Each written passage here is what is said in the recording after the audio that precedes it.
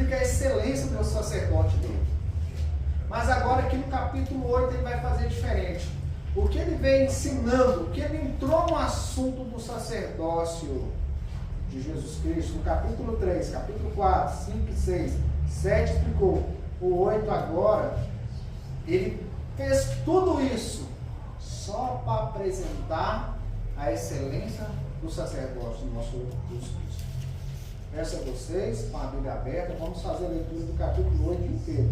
É pequenininho. Amém? Ora, a suma do que temos dito é que temos um sumo sacerdote tal, que está assentado nos céus, à destra do trono da majestade. Ministro do santuário e do verdadeiro tabernáculo, o qual o Senhor fundou, e não o homem. Porque todo sumo sacerdote é constituído para oferecer dons e sacrifícios, pelo que era necessário que este também tivesse alguma coisa que oferecer. Ora, se este estivesse na terra, nem tão pouco sacerdote seria, havendo ainda sacerdotes que oferecem dons segundo a lei, os quais servem de exemplar e sombra das coisas celestiais, como Moisés divinamente foi avisado, estando já para acabar o tabernáculo, porque foi dito, olha, faze tudo conforme o modelo que no monte te mostrou. Mas agora alcançou ele um ministério tanto mais excelente, quanto é mediador de um melhor concerto, que está confirmado em melhores promessas. Porque se aquele primeiro fora irrepreensível, nunca se teria buscado um lugar para o segundo. Porque repreendendo-os, lhes diz, eis que virão dias, diz o Senhor, é que com a casa de Israel e com a casa de Judá estabelecerei um novo concerto. Não segundo o concerto que fiz com seus pais, no dia que os tomei pela mão para os tirar da terra do Egito.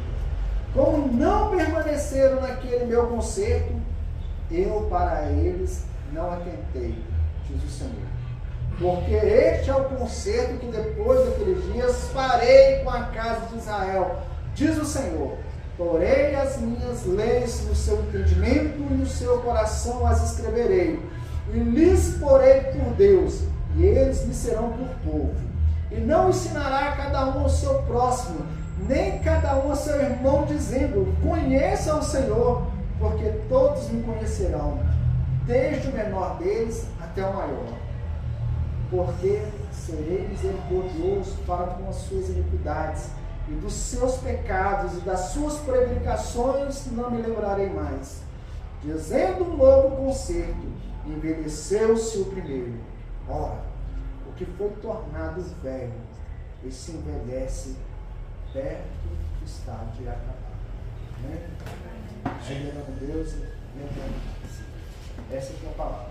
Isso é o Espírito Santo de Deus, abre a nossa mente e o nosso coração. E me ajuda, Pai, a trazer luz para a sua igreja, a trazer revelação, a trazer conserto para o seu povo. Amém, meus filhos? Amém. Esse capítulo 8, ele vai dar uma entrada no sacerdócio de Cristo, no concerto que é a aliança, e posteriormente no capítulo 9 vai estar dando mais detalhe deste novo tabernáculo, dessa nova adoração, e no capítulo 10 ele vai fechar esse assunto de sacerdócio, de sacrifício, de tabernáculo. Mas hoje, aqui o que eu quero trazer para nós vai ser 3 pontos, e preste atenção de vocês, que isso é fundamental. Por quê? Aqui eu vou trazer para vocês hoje o fim da era, um fim do modo de adorar a Deus, um fim de modo de cultuar a Deus, com a nova era presente.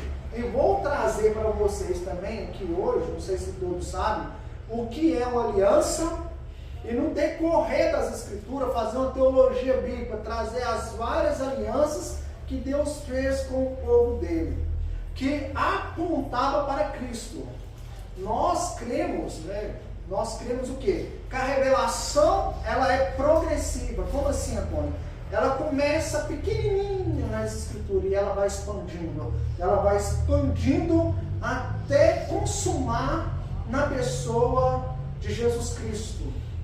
E no fechamento da minha pregação aqui hoje, vou trazer para nós, para onde estamos olhando? Para onde está a nossa esperança? Será que ainda estamos na sombra? Será que hoje já estamos na realidade final e consumada? Então, para início de conversa, olha o versículo, fazendo favor. Ora, acima do que temos dito, é o que temos um sumo sacerdote tal, que está sentado nos céus, à destra do trono de Deus. Então, a atmosfera que o autor quer trazer para nós aqui, o quê? O que ele está apresentando é um novo tabernáculo celestial. É um novo sacerdote que apresenta nas regiões celestes. Então, o que estava acontecendo aqui? O que estava acontecendo aqui era o seguinte: imagina que você vai comprar uma casa. Essas casas que é vendida na planta, o modelo dela é na planta. E você está com ela lá na planta, você compra a planta, mas aí você ainda não tem a casa, você está construindo. Você vai lá, visita lá, está no alicerce, você vai lá, está na parede, você vai lá, está com o telhado, está toda mobiliada, está toda pronta. E você chega até a entrar nessa casa. Mas acontece que você quer voltar à planta. É isso que estava acontecendo. Porque o Antigo Testamento era sombra. E estava profetizando tudo o que ia acontecer com Jesus Cristo. E a realidade era Cristo. Só que quando Cristo foi revelado, eles já estavam buscando Cristo. O que eles estavam fazendo? Tentado a voltar a Cristo. É a mesma coisa de você construir um prédio. Você usa os andames, você usa todos os aparatos para subir as paredes. Mas depois que o prédio está pronto, em vez de você tirar os andames e ficar só com o prédio, você está só com os andames ainda lá. Você está com saudade dos andames, querendo voltar para as coisas passadas, querendo permanecer nas coisas passadas. Mas um outro exemplo, mais simbológico ainda. Imagina que o seu filho foi para a escola e já está na hora dele voltar. E você está vendo ele vindo, está vindo a sombra dele vindo. O seu filho passa pelo portão, entra dentro de casa, já está dentro de casa, e você está lá no portão esperando o seu filho chegar. Então é isso que aconteceu com o judeu. Por quê? Toda a Escritura esperava o Messias. Quando o Messias veio, eles não creram e continuam esperando o nosso Senhor Jesus Cristo. Então, meus queridos, esse autor aqui, ele vem nos apresentar o seguinte: nós temos um sacerdote, não é dois. Eu não sou sacerdote, o pastor não é sacerdote, porque as pessoas têm mania de colocar alguém por intermédio dele. Nós somos intercessores para as outras pessoas, mas isso não me coloca como guru de ninguém, como provedor de ninguém, como intermediador que leva ao Pai verdadeiramente. Naquele tempo, era vários sumos sacerdotes, e era um sumo sacerdote a todo ano. Mas o autor vem nos trazer aqui, você só tem um sumo sacerdote, que está no trono, à destra de Deus, que tem todo o poder, que intercede por nós. E ele está sentado não na terra, não para ter um terreno, mas sentado nas regiões celestes. Isso quer mostrar o quê? A superioridade do nosso Senhor Jesus Cristo e a exaltação dele. E se ele está sentado à direita de Deus no trono, é sinal que ele reina. Agora, ele é grande sumo sacerdote e ele reina. Olha lá o versículo 2. Ministro do santuário, do verdadeiro tabernáculo, o qual o Senhor fundou, e nenhum homem. Porque todo sumo sacerdote é constituído para oferecer dons de sacrifício, pelo que é necessário que este também tivesse alguma coisa para oferecer. Então, por exemplo, meus irmãos, o tabernáculo terreno que Moisés fez, depois veio o templo, foi um homem que fez, embora que era cópia do divino. Mas o celeste, aonde o seu Senhor ministra, é mais elevado, é mais exaltado, porque está nos céus e foi feito pela própria mão de Deus. Então, a nossa religião, a nossa crença, ela é mais exaltada porque ela não está voltada em coisas humanas, ela não está voltada naquilo que o homem faz materialmente, ela está voltada no celestial, ela está voltada em coisas exaltadas, que somente Jesus é. Por quê? Como eu disse a vocês, o terreno tinha muitos sacerdotes, mas o tabernáculo celestial é somente o Senhor Jesus Cristo. E foi o próprio Deus que fundou. A Bíblia falou no versículo 3 de oferecer dons e sacrifício. O oferecimento de dons eram ofertas. Então, o sacerdote vinha diante do tabernáculo, diante lá do templo, e pegava as ofertas que as pessoas ofertavam a eles para ofertar a Deus. Tanto é que deveria ser sempre feito. E as ofertas não eram só animais, eram também comidas, eram também algumas outras coisas. E agora, o nosso Senhor Jesus Cristo tinha que ter algo a oferecer. Então, o nosso Senhor Jesus Cristo é a oferta, a verdadeira oferta oferecida em nosso lugar. Os sacrifícios eram oferecidos diariamente, todos os dias tem que ser feito. Mas o sacrifício, a oferta feita pelo nosso Senhor Jesus Cristo, ela é única, ela é definitiva, ela é cabal. Não tem mais oferta. Olha o versículo 4 para vocês verem aqui. Ora, se ele estivesse na terra, nem tão pouco sacerdote seria, havendo sacerdote que oferece os dons segundo a lei. O sacerdote terreno era constituído segundo a lei de Levíticos. O nosso sacerdote celestial, que ele é oferta também, é segundo o juramento de Deus. É segundo uma vida que não tem fim. E o versículo 5 lá, o Senhor, a construção do tabernáculo lá, os quais servem de exemplar sombra das coisas celestiais, como divinamente foi avisado, estando já para acabar o tabernáculo, porque ele foi dito, ora, faz com tudo como modelo que no monte te mostrou. Presta atenção nisso, querido. O tabernáculo, os ouros, o candelabro, todo aquele ornamento funcionava tipo um Lego. O que é um Lego? Lego é um brinquedo que você compra, que você monta de acordo com o que vem lá. Aquilo ali era para mostrar tangivelmente que não se achegava na presença de Deus de qualquer maneira. E que não era qualquer um que se achegava na presença de Deus. Por quê? O sacerdote, que era somente o sacerdote, os levitas, podia estar na área. O povo comum, a nação comum, eles não poderiam adentrar no tabernáculo, eles não poderiam passar daquele espaço.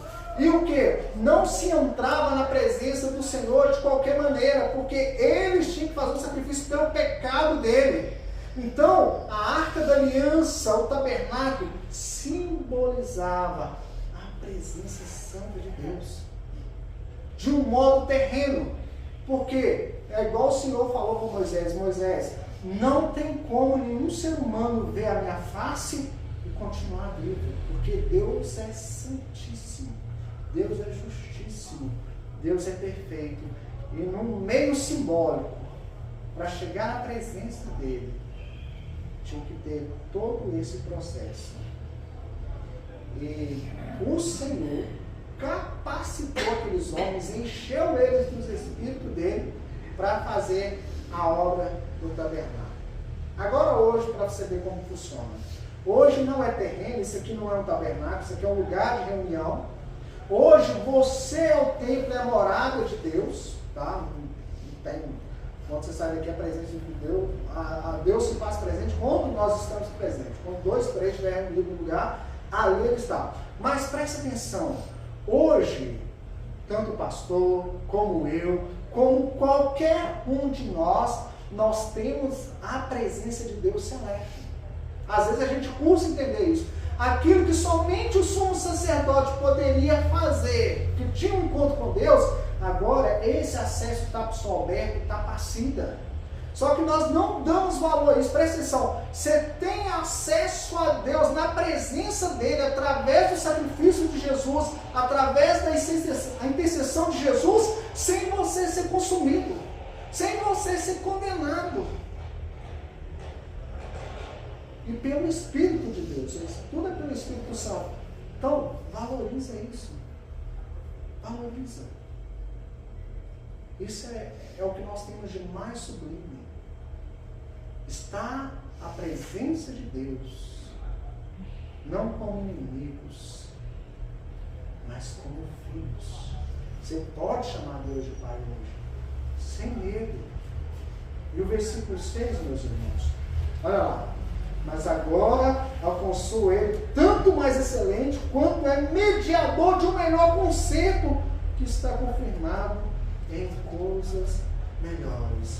Então, o ministério do pessoal do sacerdote era terrestre, mas o de Jesus é celeste, é mais excelente. O que? Ele é mediador. Eu não sou mediador.